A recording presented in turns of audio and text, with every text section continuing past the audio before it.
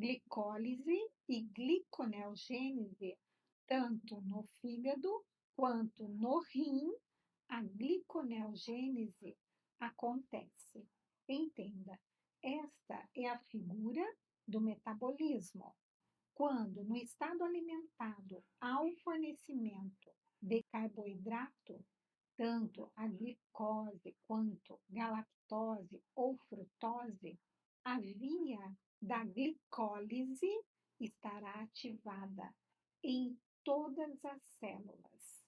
Em especial no hepatócito, que iremos falar, esta glicose, ao entrar no hepatócito, ela logo é fosforilada no carbono 6. A partir daqui, esta mesma molécula de glicose irá sofrendo transformações até piruvato.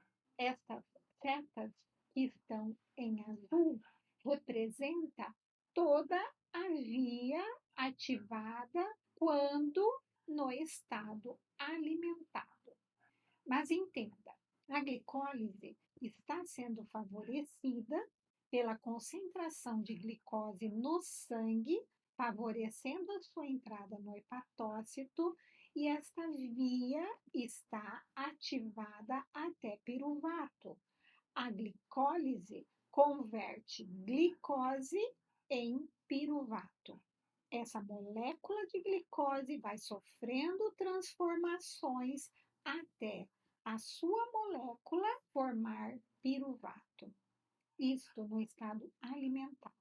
Porém, quando a pessoa não fornece glicose da alimentação, a glicemia tem que ser mantida e quem no primeiro momento irá manter a glicemia é a glicose do glicogênio hepático, justamente porque o glucagon está aumentado, sinalizando via adenilato ciclase, aumento da concentração de AMP cíclico, finaliza a glicogenólise. Esta glicogenólise acontece para, e agora as setas em vermelho, para o fornecimento de glicose no sangue. Depois de um período, a gliconeogênese estará ativada. Entenda, quando a glicogenólise está ativa, enquanto a gliconeogênese não está ativada, ainda um pouco da glicose do glicogênio pode ir para a glicólise, mas logo a gliconeogênese no hepatócito será ativada e já não pode mais a glicólise estar acontecendo, justamente porque 7 das 10 reações enzimáticas da via gliconeogênese são o inverso das reações glicolíticas. Ou seja, a reação de glicose 6-fosfato a frutose 6-fosfato, a mesma enzima irá transformar tanto glicose 6-fosfato para frutose 6-fosfato, como frutose 6-fosfato para glicose 6-fosfato. Porém, há reações que não são utilizadas as mesmas enzimas e têm que ser contornadas, mas as reações glicolíticas e reações da gliconeogênese não podem acontecer ao mesmo tempo no fígado e no rim, quando uma via está ativada, a outra está inativada, justamente porque no estado alimentado com glicose sendo fornecida via alimentação, a via glicolítica está ativada. A glicemia tem que ser mantida. Então, o hepatócito irá captar essa glicose para os valores voltarem ao normal. Claro que irá depender dos outros tecidos a necessidade também de glicose. Mas no jejum, a glicemia deve ser mantida e a via da gliconeogênese tem que estar ativada para que piruvato seja convertido em glicose para que seja transportada para a corrente sanguínea. E as três reações que devem ser contornadas na gliconeogênese é de piruvato a fosfoenolpiruvato. Por quê? Aqui há uma reação irreversível. Não tem como piruvato formar fosfoenolpiruvato diretamente. Ela tem que ser contornada para formar oxalacetato. Este oxalacetato formar malato, o malato ir para fora da mitocôndria, e aqui esse desenho representa a mitocôndria, assim o malato fora da mitocôndria é regenerado em oxalacetato e o oxalacetato assim forma o fosfoenolpiruvato. Essa via aqui contornou todas essas vias irreversíveis de fosfenol, piruvato a piruvato, piruvato a acetilcoenzima A e acetilcoenzima A oxalacetato. Esta é a primeira reação que deve ser contornada. E a segunda reação é a de frutose 1,6-bisfosfato para frutose 6-fosfato, porque não é a mesma enzima da via glicolítica. Essa reação deve ser contornada, mas toda essa reação ela está sendo favorecida na gliconeogênese para a formação de glicose. A terceira reação necessária e que não utiliza a mesma enzima é para liberar a molécula de glicose e ela ser capaz de ir para a corrente sanguínea, que quando entra na célula no estado alimentado, ela recebe um fosfato no seu carbono 6 e agora, na gliconeogênese, tem que retirar esse fosfato do carbono 6. E aqui responde por que só o fígado e o rim, estes tecidos, contêm uma enzima que é a glicose 6-fosfatase, que retira esse fosfato do carbono 6.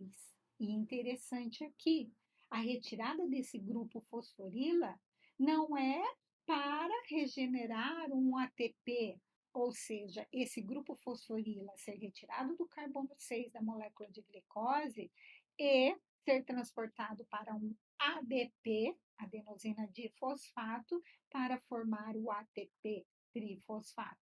Não, aqui não tem o ganho de ATP nessa reação.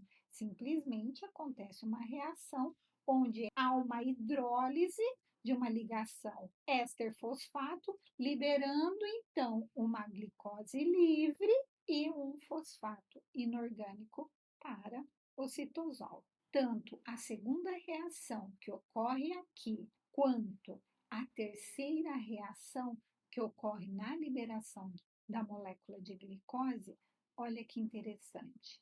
As enzimas aqui necessárias, que é a frutose 1,6-bisfosfatase e a glicose 6-fosfatase, são dependentes de magnésio. E esta reação catalisada pela glicose 6-fosfatase ocorre no retículo endoplasmático. Portanto, é no lado luminal do retículo endoplasmático que essa reação acontece para que a glicose seja liberada no citosol da célula e por um gradiente de concentração ir para a corrente sanguínea. E vem novamente a pergunta: há proteólise no jejum? Sim, há proteólise. No estado alimentado, você pode ingerir a quantidade que for de proteína, será absorvido como aminoácido e estes aminoácidos na corrente sanguínea serão entregues a todas as células do teu organismo para serem utilizados em sínteses, que inclui principalmente síntese proteica. O aminoácido não utilizado para as sínteses necessárias no organismo, o fígado irá captar, retirar o seu grupo amino, o que contém nitrogênio, e a cadeia carbônica irá entrar para a formação de energia, para a formação de ácido graxo. Não há aminoácidos que não esteja ligado a uma proteína e essa proteína é funcional. Isso acontece no estado alimentado. Não temos armazenamento de proteína no nosso organismo. Todas elas são funcionais. Há o turnover proteico que ocorre naturalmente, degradando e sintetizando, e assim esses aminoácidos irão sendo utilizados como síntese ou serem metabolizados. Mas entenda, não adianta achar que ingerir uma quantidade maior de aminoácidos no estado alimentado, que no jejum você irá poupar a proteólise, porque no jejum a glicemia tem que ser mantida e a gliconeogênese está ativada no hepatócito e também nos rins. E justamente estes tecidos é que irão manter a glicose no sangue nos valores ideais para a vida, porque hipoglicemia mata. Mas quem fornece a molécula de glicose na gliconeogênese?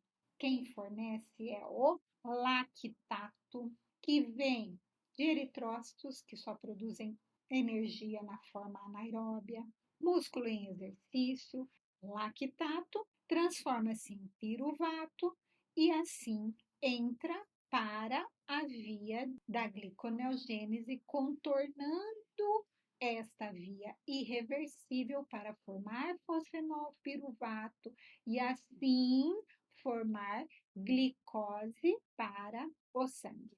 Outra molécula que pode formar glicose na gliconeogênese é o glicerol, porque, entenda, não há ácidos graxos livres no interior de células, eles estão esterificados, ou esterificado é uma molécula de colesterol, que são os ésteres de colesterol, ou em fosfolipídios na membrana plasmática, mas o maior armazenamento de ácido graxo está como triacilglicerol, dentro do tecido adiposo, a única gotícula lipídica que se encontra dentro de um adipócito é com ácidos graxos esterificados em glicerol e estão como triacilglicerol.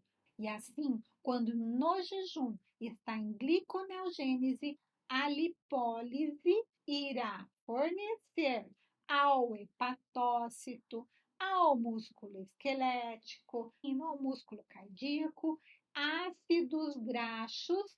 Por quê? Porque nesse momento o ácido graxo captado tem que entrar para a via de beta-oxidação. Entrou para a via de beta-oxidação, ácidos graxos não formam glicose. Por quê? Porque tem todas essas vias irreversíveis. O final da beta-oxidação é a acetilcoenzima A. A acetilcoenzima A não forma oxalacetato.